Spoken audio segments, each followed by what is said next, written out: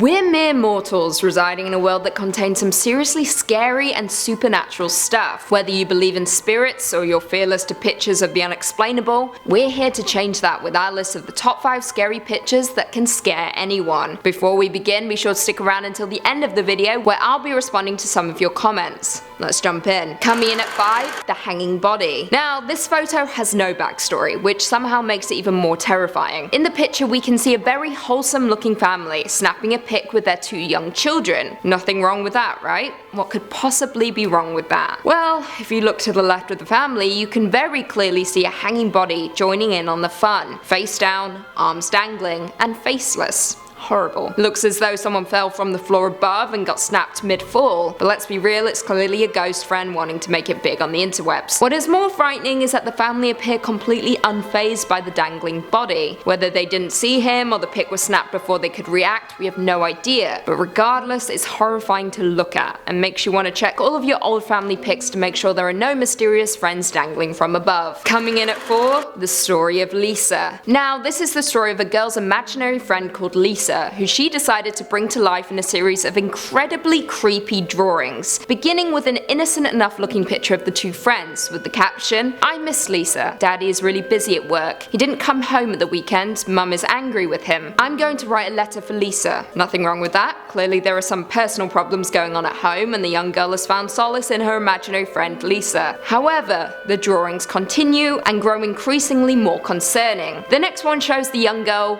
once again with Lisa, but now a man that we can assume is her dad. The caption reads, "Yesterday Lisa and me went on a long walk until the moon came out. Daddy got really mad and said Lisa is stupid and fake. Lisa got sad and disappeared. Today she didn't come to school, but Miss Stigman said Mrs. Monroe won't come back." Right, okay. She's introducing a bunch of new characters now and I'm getting lost. So let's move on to the next picture. This one now shows the little girl sitting alone amongst the flowers. It reads, "Dear Lisa, I miss you. Please come back. I'm sorry when my dad was mean. You're my best friend." Well, this is just getting sad now. The next picture shows the little girl holding Lisa's hand and a woman that could be her mum or a teacher. I guess we'll find out. It reads, "Today Jonathan Parker stole my pencil sack. Mrs. Digman couldn't find it, so she made him give me his pencil. Lisa came to school too, but Miss Digman can't see her, but she said she believes that Lisa is real." Oh, how sweet. There are a few more drawings, but we're going to jump right to the end. We need to fear, guys. We need to feel that fear.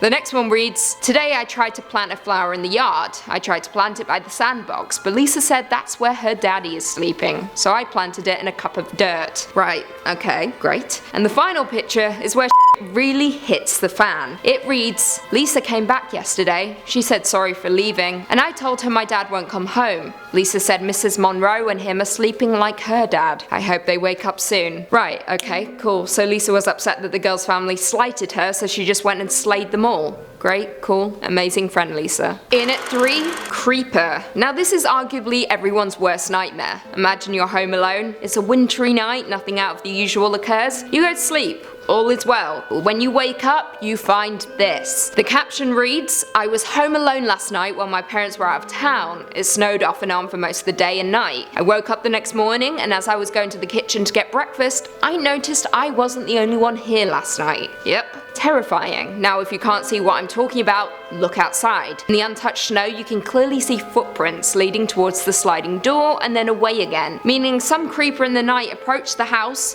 scoped it out and then fled for some unknown reason.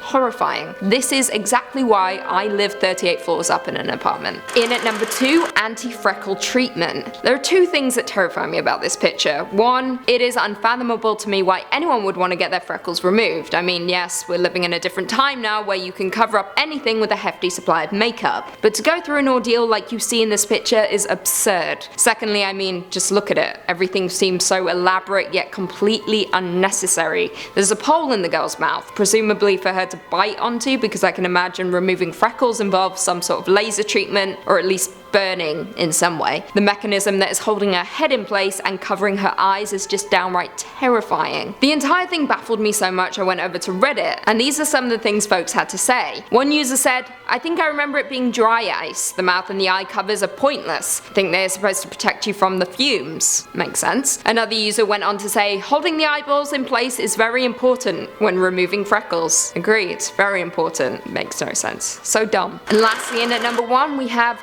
group picture. This picture terrifies me for a handful of reasons. I don't know what it is about children in gas masks. I mean, morally, yes, we shouldn't have to live in a world where children wear gas masks, but the visual is what makes this truly horrifying. Now, this picture actually has quite the interesting backstory. It comes from a tiny island off the coast of Japan that had around 3,000 residents. One particular day, though, an alarm sounded, forcing all residents to pull on their gas masks and gather together in the center of town. Residents of the island are forced to carry with them gas masks at all times, due to the fact that the town resides right next to Mount Oyama, an active volcano that has erupted several times in the past. Specifically in 1940, it erupted, killing 11 people from the nearby town, with the most recent eruption occurring on July 14, 2000. Now in 2019, residents are not forced to carry gas masks with them, but living on that island does still hold many risks. Well, there we have it. Did these pictures scare you? Were there any that we missed? Leave us all your thoughts and feelings in the comments down below. Before I go though, I just want to respond to a few comments from one of our last videos. Top 5 scariest SCPs that should be in a horror film. Gaming Boy 123 said, the entire Foundation should be a movie. I couldn't agree more, but isn't that what Cabin in the Woods kinda is? Or at least along the same lines anyway. But regardless, I would love to see an SCP film. DeParrot said, to be fair Lucy, I fear you more than I do SCP-106. Good answer. Let's keep it that way.